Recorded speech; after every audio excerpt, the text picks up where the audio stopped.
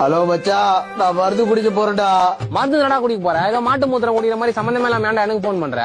டேய், இது சாதா மருந்து இல்லடா. அப்புறம் நான் சத்து மருந்தா?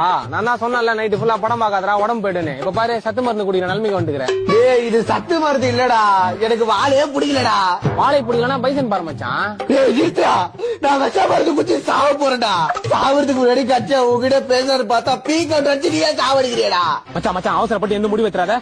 யூடியூப் இன்ஸ்டால வீடியோ பார்த்து டைவர்ட் ஆகாத. நான் சொல்றது கேளு, பக்கா மைண்ட் செட்ல இருக்கிறேன். நான் போனை கட் பண்ணனே பட்டுன்னு செத்துரு நான் வைக்கிறேன். சாவ போறானா? என்னடா அசால்ட்டா பேசினுக்கிற? வாடா காப்பாத்த போலாம்.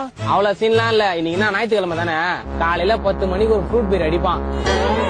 நைட்டு 10 மணி வரைக்கும் போனை போட்டு சாவ போறேன்னு எல்லாருக்காவையும் அரைப்பான். ஃப்ரூட் பீர் வச்சா போதே ஆகுமாடா அப்படின்னு அவன் நம்புறான். இல்லடா, எனக்கு ஏதோ சரிப்பட்டு வரலடா. இதே மாதிரிதான் ஏதோ சரிப்பட்டு வரலன்னு போன வாரம் என் ஃப்ரெண்ட் என்னன்னு போய் பாக்கலாம்னு போய்க்கிறான்.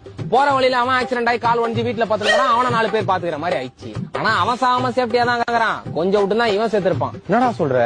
ஆமாடா, வருஷத்துக்கு ஒரு வாட்டி போன் பண்ணி செத்துறான்னு சொல்றான்னா நம்பலாம். அதான் சாவ போறேன்னு முடிவாயிடுச்சு. கடைசியா அவன் கையால சைடிஸ் மட்டும் வாங்கிட்டு வந்து கூட.